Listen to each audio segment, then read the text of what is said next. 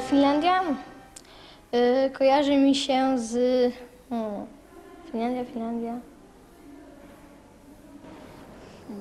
Blir ikke ofte kalt tusenkjørersland? Ja, og mobiltelefonen som blir kalt Nokia er jo fra Finland. Ja, og så prater jeg vel 2 språk, det er finsk og svensk. Ja. Päivää. Goddag.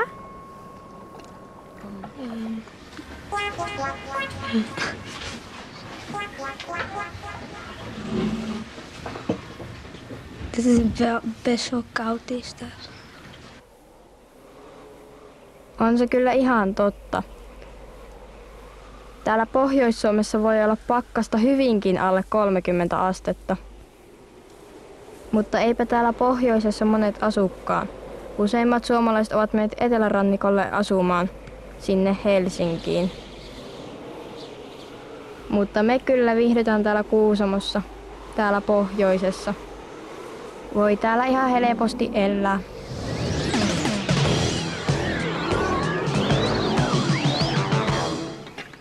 Tuossa on Suomi.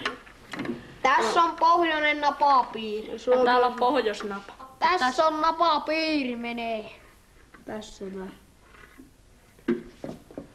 Tuossa se on Ruotsi ja Venäjän välissä. Ja tässä näkyy kokonaan tää Suomi.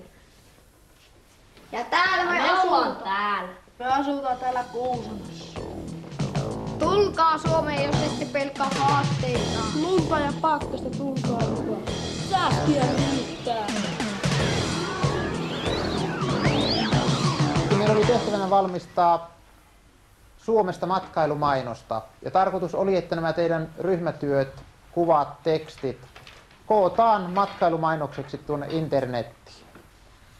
Eli verkkoon toisten katseltavaksi ja myös kansainväliseen levitykseen sitten. Eli eurooppalaiset lapset, teidän ikäiset koululaiset, tulee niitä sitten katsomaan. Anna ja tytöt, tulisitteko kertomaan kasvillisuustietoutta? Olkaa hyvä.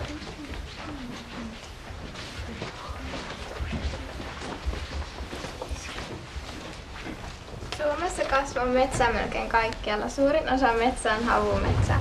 Pohjoisessa on havumetsää ja etelässä lehtimetsää. Tuossa on koivu. Ja tuossa on puolukka ja tuo kuusi. Lauralla on myös tuommoinen mielenkiintoisen näköinen kartta. Kertoisitko vähän? Ollaan valmisteltu esityksiä monestakin Suomen asiasta, mutta enpä mene sanomaan, että mitä iloa ne teille katsojille sitten antaa.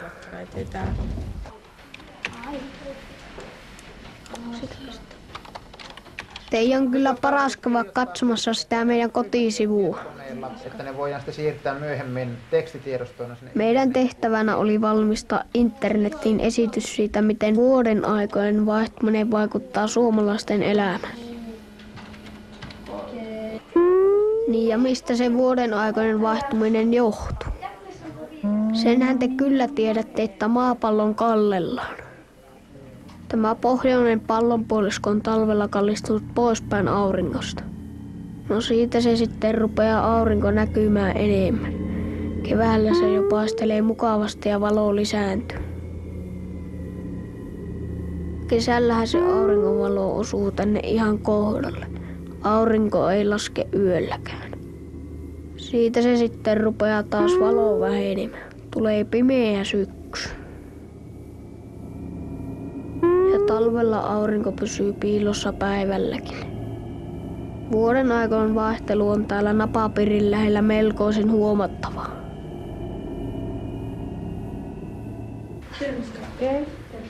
Ja siinähän meillä oli sitten hommaa, kun yritettiin kääntää näitä tekstejä englanniksi.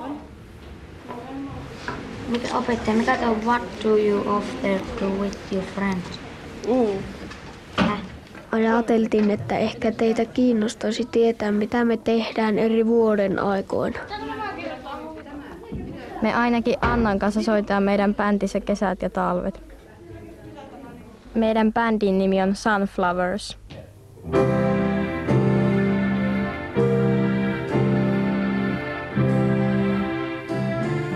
Musiikin ope auttaa meitä.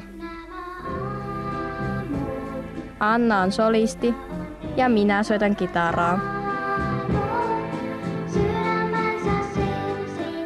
harjoitellaan kuin hullut. Talvella koulussa ja kesällä keskenämme. Mutta tässä on sellaisia asioita, joita sä voit kerätä. Me voitaisiin kyllä kertoa ihan ensimmäiseksi, että mitä me talvella täällä tehdään.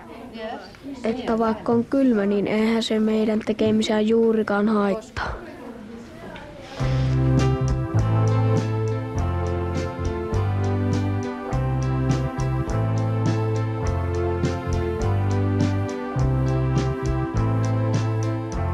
Mä halusin tähän näitä upeita laskettelukuvia ja maisemia. No semmosia aurinkokuviahan ne panee usein matkailumainoksiin. Mut hei, kyllähän me ihan oikeesti lasketellaan paljon täällä. Meidänkin luokalla on vaikka kuinka paljon hyviä laskettelijoita.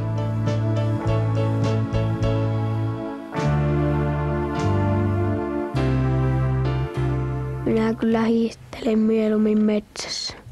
Siellä on ihan hiljaista ja rauhallista.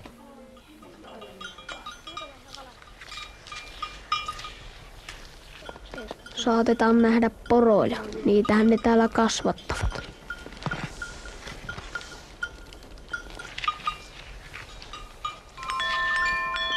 Ja sitten jos on oikein onnea, niin näkee joulupukin poronensa ajamassa. Täällähän se Suomessa nimittäin asuu, niin me ainakin väitetään.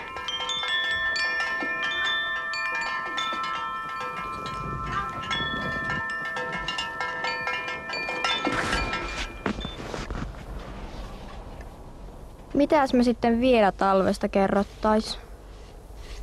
No ainakin, että lumestahan me osataan tehdä kaikenlaista. Joka talvihan tuohon pihaan nousee jokunen lumiukko ja lumilinna tai jotain.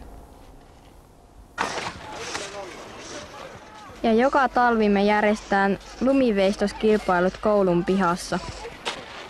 Koko koulu osallistuu siihen kisaan, kun sitä lunta kasaantuu niin paljon pihalle. Tänä vuonna voitti sellainen veistos, jonka te ehkä tunnistattekin.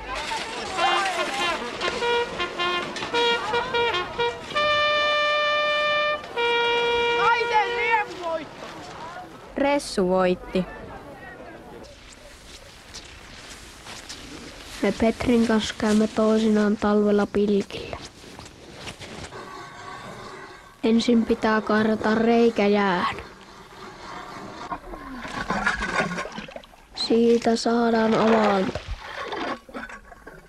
Ja ei kun pilkkimään kaloja siinä sitten.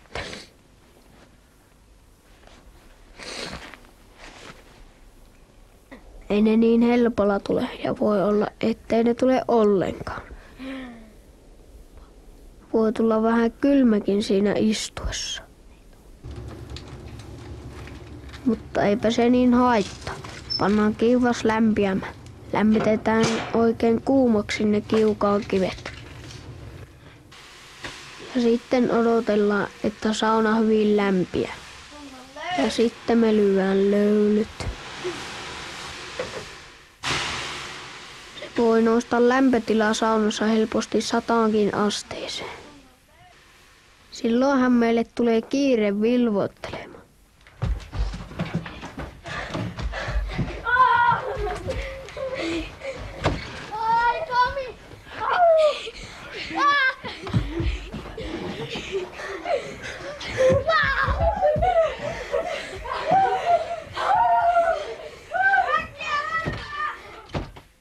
Siinähän se menee talvi ja sitten tulee taas kesä.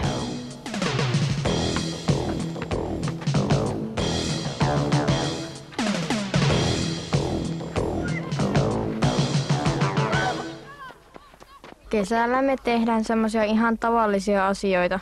Pelataan tai ollaan vaan kavereitten kanssa.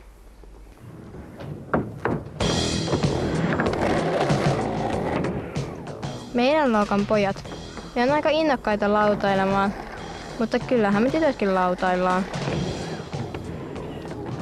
Suomessa tytöt ja pojat tekee aika paljon samoja juttuja, mutta kyllä se bändi on meille tärkein.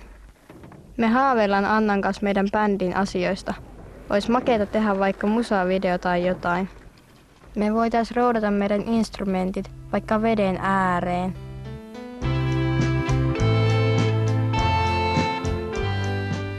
No vois se olla vähän epämukavaa.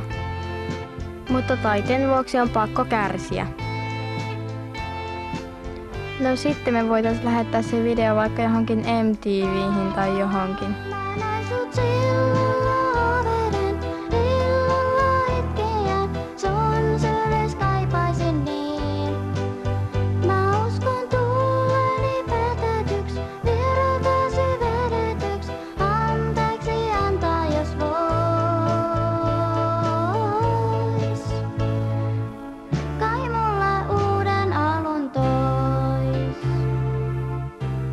Tämän videon jälkeen me sit vaan odotetaan kansainvälisiä sopimuksia. Vaikka ei tää muusikon elämä kyllä helppoa oo, kun ei voi kunnolla edes hyttysiä hätistellä. Ja niitä kyllä riittää meidän kiusaksi täällä.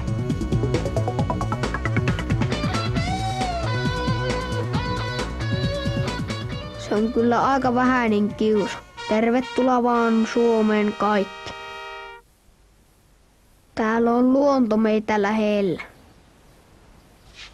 Voitte kokea elämysmatkailun ihmeitä, jos olette onnekkaita. Emme me kyllä oikeasti olla karhuja ikinä nähty, kunhan leikattiin kuvat vaan peräkkäin.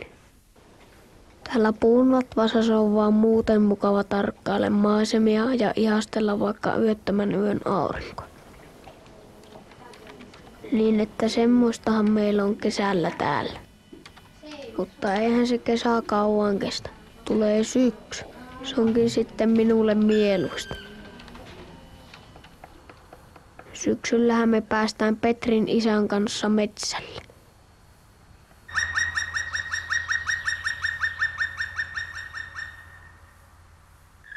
Nyt lähdetään, kun tässä on vähän tämmönen tyyni ilma ja pakkanen, niin pikkusen arkoja lintuja, niin meillä pitää olla vähän hiljokseen tässä. Ja kun ei tuuli käy, niin minun pitää tuo koiraa vähän ohjalla tarkemmin tuonne, että tulee joka paikka haettua sitten.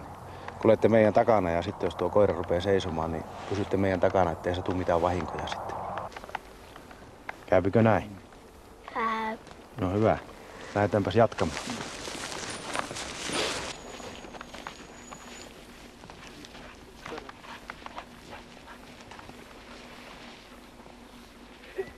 Eipä ne kaikki meidän luokan pojat metsästämistä harrasta, mutta meistä se on mukava.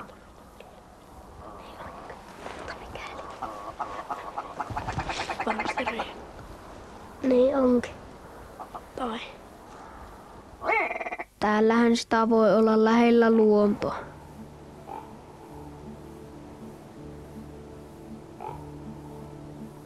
Joka vuoden ajalle se luonto antaa jotakin tekemistä.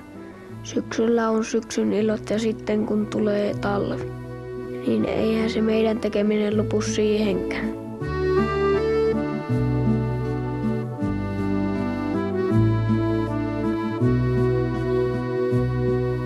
Isoissa kaupungeissa eletään tietysti vähän eri tavalla, mutta nämä asiat me nyt kumminkin haluttiin kertoa tästä meidän elämästä. Ja enemmän tietoa saatte meidän kotisivuilta. www.kuusamo.fi/Nilo School. Mikäs meillä täällä ollessa? No me ollaan opittu selviytymään kylmissä ja kuumissa, eli kaikissa mahdollisesti. No entäs te, pystyttekö te selviytymään? Tulkaa kokeilemaan. Tervetuloa Suomeen! Löylyä vessaan.